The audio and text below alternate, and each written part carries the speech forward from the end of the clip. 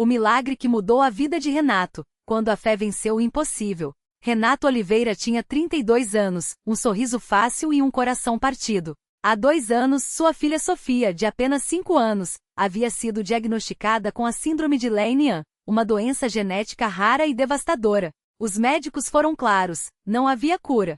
A pequena Sofia sofreria com espasmos musculares incontroláveis, agressividade extrema e, com o tempo, danos cerebrais irreversíveis. Prepare-se para o pior, disseram. Renato e sua esposa Ana se afundaram em desespero. As contas médicas consumiam todo o salário, os remédios eram caríssimos, e a cada crise da menina, o casal sentia o chão sumir debaixo dos pés. Uma noite depois de mais uma internação de Sofia, Renato chegou em casa e se sentou na escada do prédio, chorando. Foi quando ouviu uma voz firme e compassiva: meu irmão, você não precisa carregar esse fardo sozinho. Deus tem poder para mudar essa história. Era o pastor Marcos, da Igreja Universal do Reino de Deus, que passava pela rua distribuindo convites para uma corrente de libertação que aconteceria naquela semana. Renato olhou para o papel, hesitou, mas guardou no bolso. Não tinha mais nada a perder. No sábado seguinte, Renato entrou pela primeira vez na Universal. O lugar estava cheio de pessoas com os olhos brilhando,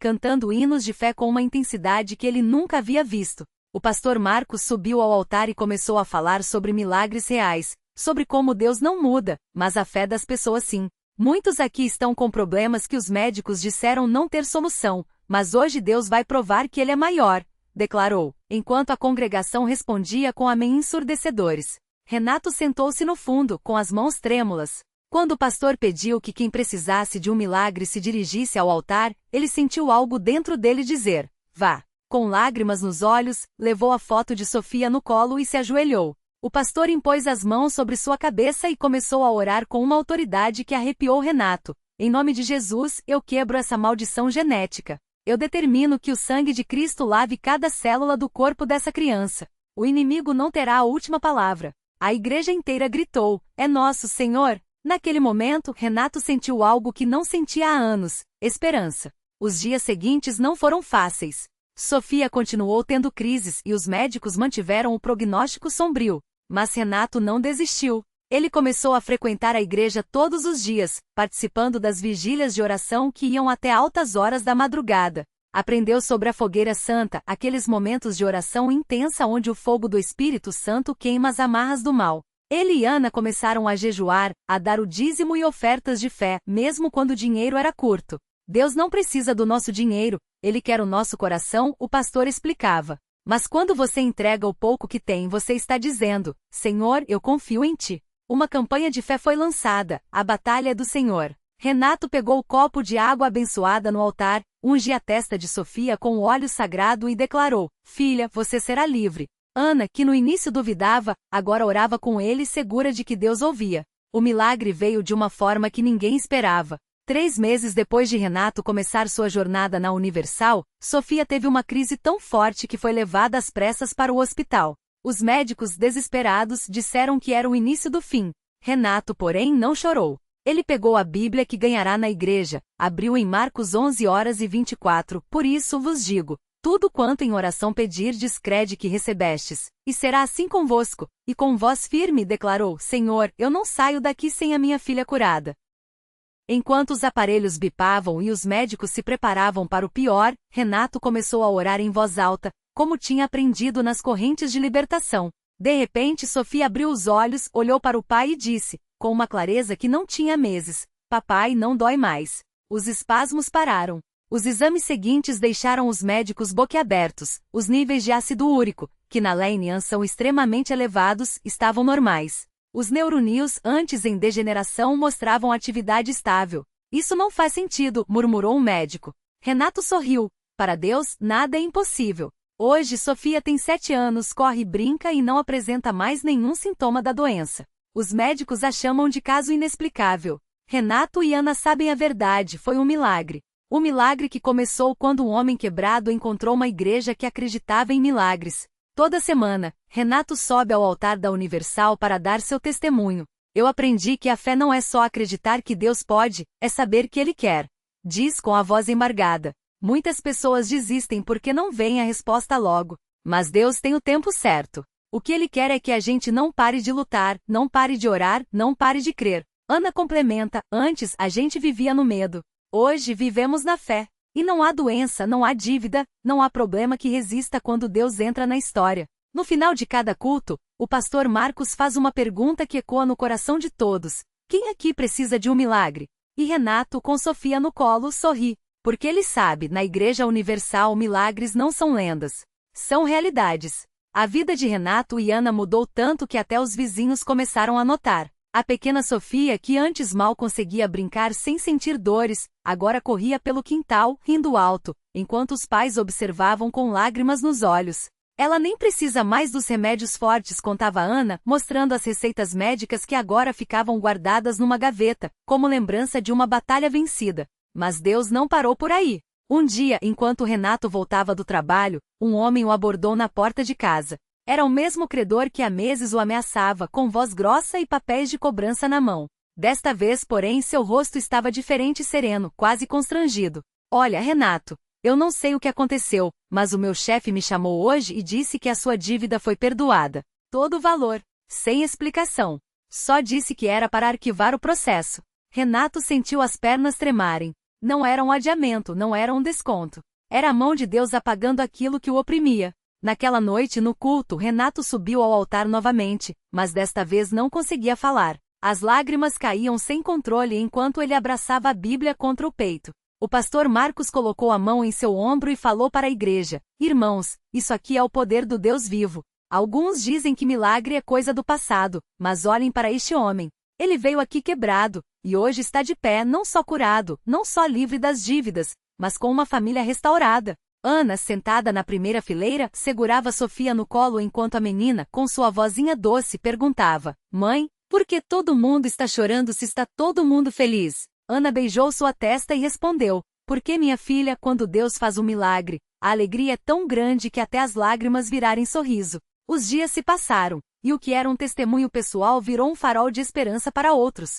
Pessoas que antes passavam pela porta da Universal apenas por curiosidade agora paravam para ouvir a história de Renato. Alguns vinham com doenças, outros com contas atrasadas, outros ainda com o coração partido por traições ou perdas. E a cada culto mais uma vida era tocada. Um senhor chamado João, que sofria de uma depressão profunda depois de perder o emprego, aproximou-se de Renato certo dia. Eu não aguento mais, irmão. Já pensei até em coisas ruins, confessou com a voz quebrada. Renato o abraçou forte e disse: João, eu já estive onde você está. Mas eu te digo uma coisa, se Deus tirou minha filha da morte e me livrou de uma dívida que eu nunca ia pagar, Ele pode sim te dar um novo começo. Vamos orar juntos? Naquele momento, João não sabia, mas estava dando o primeiro passo para sua própria história de milagre. A Igreja Universal se tornou para eles mais que um lugar de culto. Era um hospital das almas, um refúgio onde o impossível se tornava possível. O pastor Marcos sempre dizia: Deus não escolhe os capacitados, Ele capacita os escolhidos. E aqui, todos são escolhidos. Hoje Renato e Ana lideram um grupo de oração na igreja. Eles não são pastores, não têm títulos, mas têm algo mais poderoso, uma fé que foi testada no fogo e saiu mais forte. Sofia, agora com 7 anos, já entende que sua vida é um milagre e adora contar para as crianças da escola como Jesus a curou. Minhas amigas falam que é coisa da minha cabeça, diz ela, rindo, mas eu digo: vem na minha igreja que você vai ver. E assim, o ciclo continua.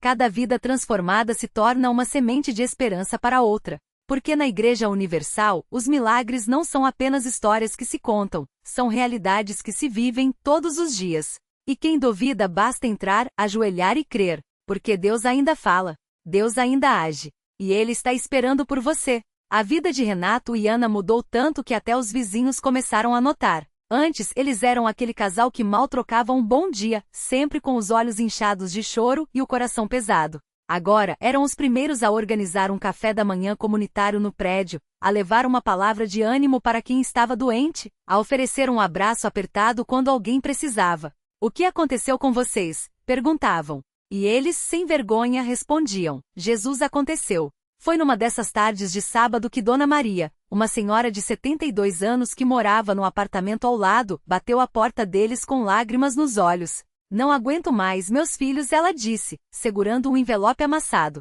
Dentro, uma conta médica que não tinha como pagar. O médico havia descoberto um nódulo no pulmão, e os exames estavam cada vez mais caros. Já vendi até minhas joias, mas não dá. E agora, o que eu faço? Ana segurou a mão dela com firmeza e olhou nos olhos. Vem conosco amanhã. Na igreja, Deus vai te mostrar um jeito. Dona Maria, que sempre torceu o nariz para essas coisas de religião, hesitou. Mas o desespero falava mais alto. No domingo seguinte, ela entrou pela primeira vez na CCB, arrastando os pés, com medo de ser julgada. Mas o que encontrou foi um coro de vozes cantando Deus é fiel, Ele não falha, e um jovem obreiro que se aproximou com um sorriso. Primeira vez aqui, Doninha. Vamos orar pela senhora hoje. No altar, quando o pastor chamou os que precisavam de um milagre, Dona Maria ficou paralisada. Renato, que estava ao lado, segurou seu braço com delicadeza. Vem, tia. Deus não olha se a gente é santo ou pecador. Ele olha pro coração que precisa dele. E ela foi. Ajoelhou-se entre estranhos que naquele momento viraram família. Mãos se estenderam sobre sua cabeça, e ela ouviu palavras que nunca tinha ouvido antes. Em nome de Jesus, esse nódulo some. O sangue de Cristo te purifica. Dona Maria chorou tanto que molhou o tapete do altar. Mas não eram lágrimas de dor, eram de algo que ela não sabia nomear. Algo como alívio. Como se uma carga de décadas tivesse sido tirada das suas costas. Na semana seguinte, ela voltou ao médico para fazer um novo exame, mais por obrigação do que por esperança. O médico entrou na sala com o laudo, franziu a testa e olhou para ela. Dona Maria, eu não entendo. Os exames não mostram mais nada. O nódulo sumiu. Ela não precisou explicar. Só sorriu e sussurrou, eu sei quem fez isso. Agora, toda quinta-feira, Dona Maria está lá na igreja, sentada na primeira fileira, com sua Bíblia aberta e um caderninho onde anota cada promessa que houve. Eu vivi tanto tempo achando que Deus tinha esquecido de mim, ela conta para quem quiser ouvir. Mas ele só estava esperando eu dar um passo para ele. Um passo só. E assim, a história de Renato, Ana e Sofia, que já era incrível, ganhou mais um capítulo. Porque na CCB os milagres não vêm sozinhos. Eles vêm em cadeia, como ondas que se espalham. Um toque aqui, uma cura ali, um coração que se abre a colar. E no meio de tudo, Deus quietinho sorrindo, como um pai que vê os filhos finalmente entendendo que ele nunca os abandonou. Se você passar pela porta daquela igreja qualquer dia desses, vai ver, lá está Renato, ajudando a carregar caixas de cestas básicas para famílias carentes. Lá está Ana, abraçada a uma jovem que chegou chorando porque o marido a traiu. Lá está Sofia, distribuindo balinhas para as crianças e dizendo, Jesus te ama, viu? E lá está Dona Maria com seu lenço na cabeça e os olhos brilhando, falando para um novo visitante, filho, se você tá aqui, é porque Deus já te chamou. Não sai sem receber seu milagre. Porque a fé não é só para quem já acredita. É para quem ainda duvida. Para quem já tentou de tudo. Para quem acha que não tem mais jeito. E o melhor de tudo, não precisa ser perfeito. Basta ser sincero. Basta dizer, aqui estou, Senhor. Faz em mim a tua vontade. E ele faz. Sempre faz. Naquela mesma semana chegou à igreja um homem chamado Carlos.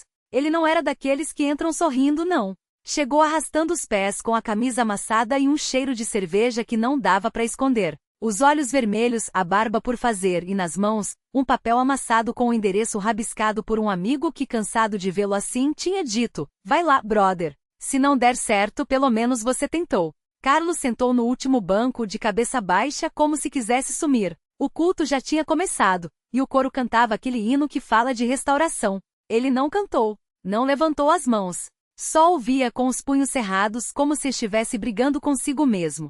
Até que no meio da pregação, o pastor olhou bem nos seus olhos e disse, tem alguém aqui que acha que Deus esqueceu de você. Mas ele não esqueceu. Ele está te esperando há muito tempo. Foi como se aquelas palavras tivessem sido só para ele. Carlos sentiu o peito apertar, e de repente as lágrimas vieram sem pedir licença. Não eram lágrimas de fraqueza, não. Eram daquelas que queimam, que doem, que trazem à tona tudo que a gente enterra para não sentir. Ele tentou se segurar, mas não conseguiu. E foi aí que sentiu uma mão no ombro. Era o irmão Paulo, um dos obreiros que, sem dizer nada, só passou um lenço para ele e ficou ali, quieto, como se dissesse, chora, irmão. Aqui você pode. Quando o apelo foi feito, Carlos não se moveu. Mas o irmão Paulo não desistiu. Baixinho, ele falou, vem filho. Jesus não tá te julgar. Ele quer te abraçar. E Carlos foi. Não foi um caminho fácil. As noites ainda vinham com memórias que doíam, e às vezes a vontade de beber batia forte. Mas toda vez que ele pensava em desistir, lembrava das palavras do pastor, Deus não te abandonou. e lembrava dos irmãos da igreja que não o tratavam como um caso perdido, mas como um filho de Deus que só precisava reencontrar o caminho. Um dia, Carlos chegou ao culto com um embrulho nas mãos. Era uma garrafa de cerveja, cheia, mas não para beber. Ele subiu no púlpito com as mãos trêmulas e falou: irmãos, essa aqui era a minha companheira. Todo dia, quando a dor apertava, eu corria para ela. Mas hoje eu tô aqui para dizer que não preciso mais, porque encontrei alguém que sara a dor de verdade. E na frente de todos ele quebrou a garrafa no chão. O barulho ecoou pela igreja como um grito de liberdade. Hoje Carlos é um dos que ficam na porta para receber os visitantes. Ele sabe como é chegar quebrado, com medo de não ser aceito. Por isso, quando vê alguém com os olhos baixos, ele se aproxima e diz: eu já estive onde você tá. Mas se Deus mudou minha história, Ele pode mudar a sua também. E é assim. Toda semana a igreja se enche de gente que, como Carlos, chegou sem esperança e descobriu que milagre não é coisa de outro mundo. É Deus estendendo a mão para quem está caído e dizendo: levanta. Eu ainda tenho um plano para você. Porque na casa do Pai, ninguém é estranho. Todo mundo é família. E todo milagre começa com um simples sim, mesmo que esse sim venha entre lágrimas, entre dúvidas, entre 1000 pedaços. Deus não precisa de gente perfeita. Ele quer gente disposta. E quando a gente diz eis-me aqui, Ele faz o resto. Sempre faz. Era uma quarta-feira de oração como outra qualquer, mas o Espírito Santo já tinha marcado aquele dia na vida de Maria Clara. Ela entrou na CCB arrastando os pés com um bebê de colo e o coração mais pesado que a bolsa cheia de fraldas e mamadeiras. O marido tinha ido embora 3 meses antes, deixando só dívidas e uma carta dizendo que não aguentava mais aquele fardo. As contas se acumulavam, o leite do filho estava acabando, e ela não tinha nem coragem de olhar no espelho. A mulher que via refletida não era mais a mesma que sonhava com uma família feliz. Sentou-se no último banco, onde achava que ninguém repararia nas lágrimas que escorriam silenciosas. Mas Deus já tinha preparado alguém para vê-la. Irmã Juliana, uma das diaconisas, passou por ali e parou como se tivesse esbarrado em uma parede invisível. Virou-se, olhou nos olhos de Maria Clara, e sem dizer uma palavra, sentou-se ao seu lado. Não perguntou nada. Só segurou a mão dela, aquela mão trêmula que não sabia mais segurar nada com firmeza, e começou a orar em voz baixa: Senhor, a senhora tá vendo essa filha sua? Ela tá cansada, mas o Senhor não cansou de amar ela. Mostra pra ela que o Senhor é Pai. Foi aí que Maria Clara sentiu algo estranho. Não era só o calor da mão da irmã, não era só as palavras.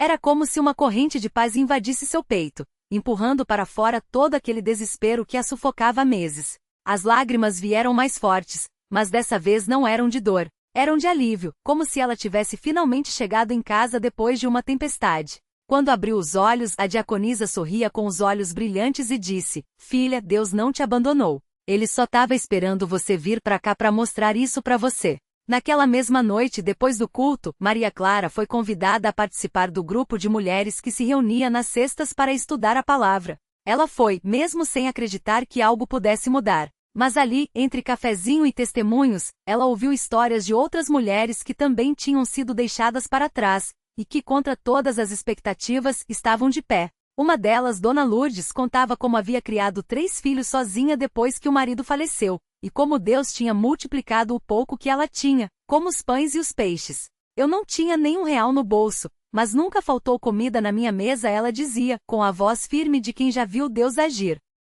Maria Clara voltou para casa naquela noite com uma faísca de esperança. Não era muito, mas era suficiente para ela se ajoelhar ao lado da cama do filho e sussurrar: Senhor, se o Senhor pode, me ajuda. Eu não aguento mais sozinha. Não pediu nada específico.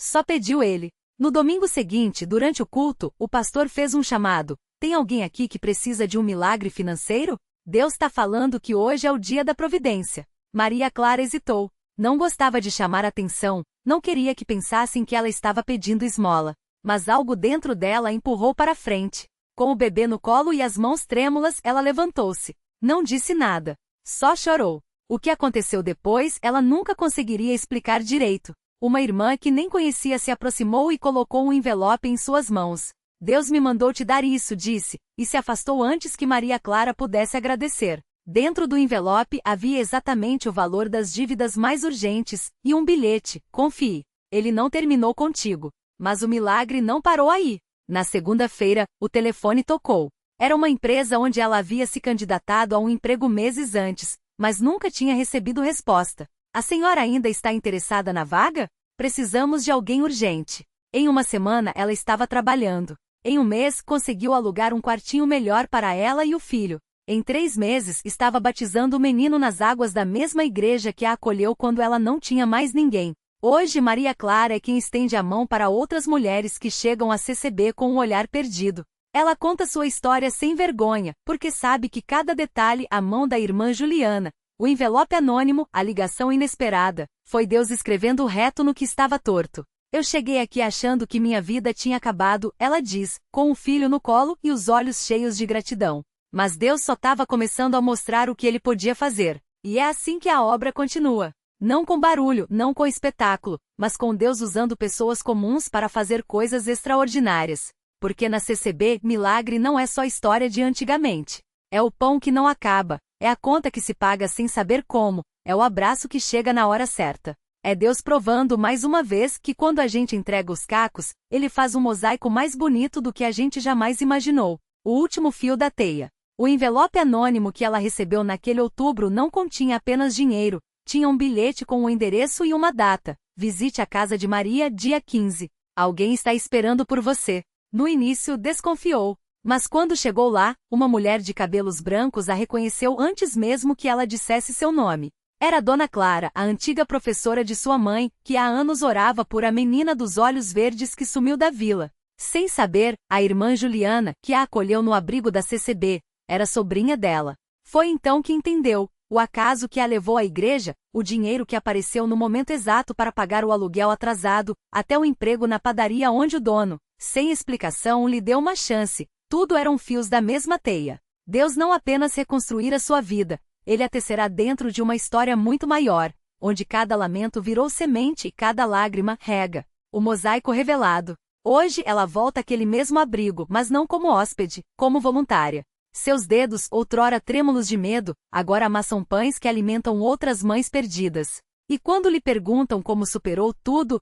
ela sorri e aponta para o vitral da capela, um mosaico feito de cacos coloridos, onde a luz do sol cria desenhos que ninguém planejou. Deus não tira os pedaços quebrados da gente, diz. Ele os transforma em janela para sua luz passar. A lição que fica.